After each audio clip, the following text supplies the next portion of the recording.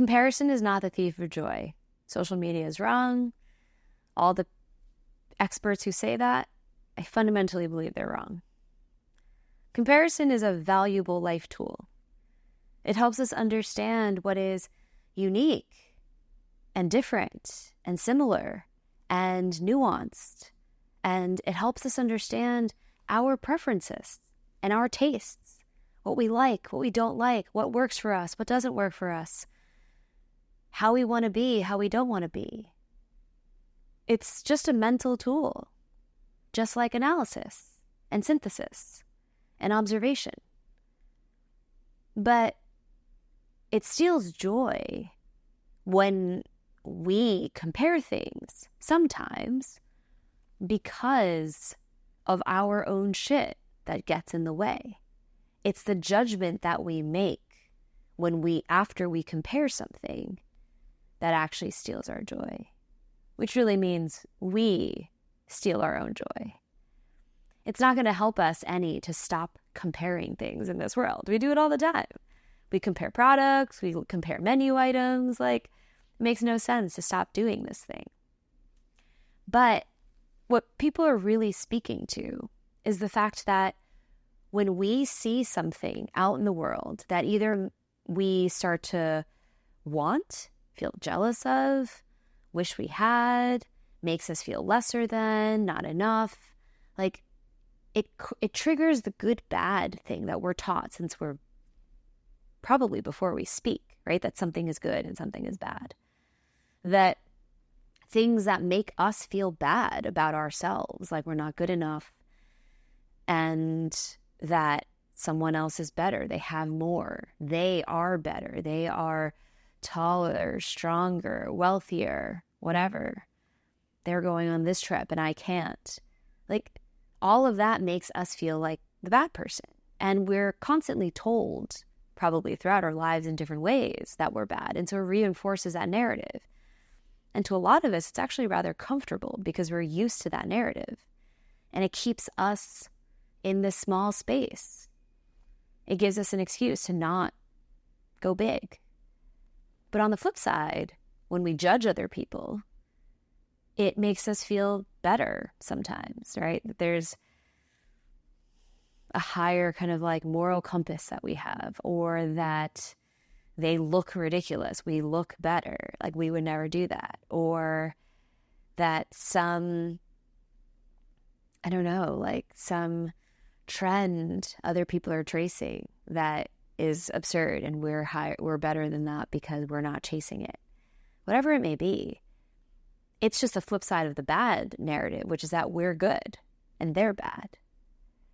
But either way, it is rooted in our own insecurities about ourselves.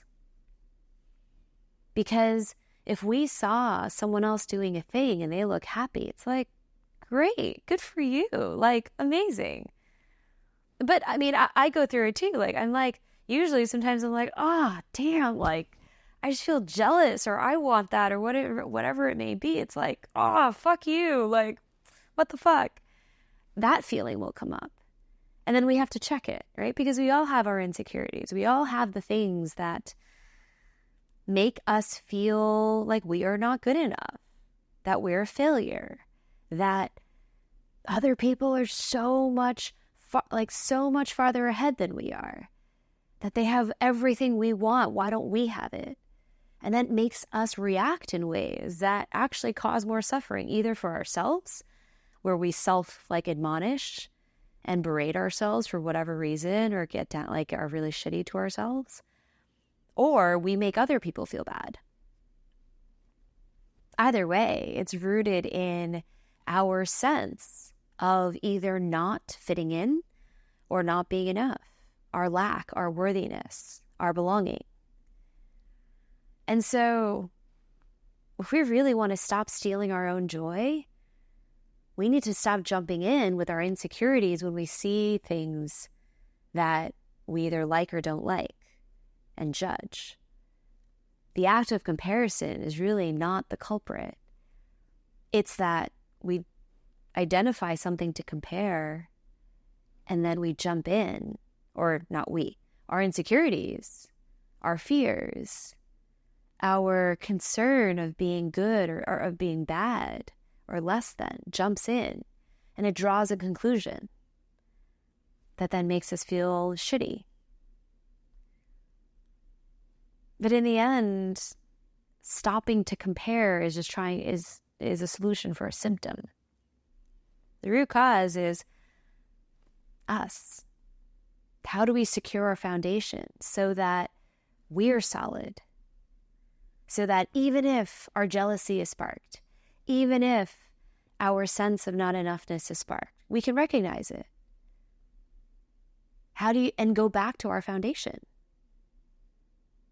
How can you have a base where you know who you are, what you're here to do, what life you want to live, who you want to be to other people, and how you want to be? So that even if someone is like making more money and is like, fuck, I really want that money too, you're like, yeah, but I'm on my path because they're on their path, they're doing their thing. I've got another path I've got to take. And I'm grounded in it. Because when we know what we're here to do, when we are secure in ourselves, when we trust who we are, and we feel comfortable being who we are, that is a sustainable life force. That is something we can always come back to, no matter what else is happening in the world that makes us feel smaller. Because it's not that stops, per se. It's just that becomes easier to recognize and then manage or bat away. Because we know in the end, other people's lives don't really impact our choices. We're here to do something for ourselves. We're here to live a life. We're here to be this person, not that person. And you're going to have to do it your way. And if you can come back to that, that is the sustainable life force. That is what fuels your joy. Because our joy has to come from our things, from our purpose, our mission, our sense of self, our own desire for the life we want to live, our dreams. And if we have that, we don't have to worry about anyone else taking it away. We don't have to worry about being less than anyone else. And if nothing else can take it, no one else can take it away, then doing something as basic as comparing things certainly won't.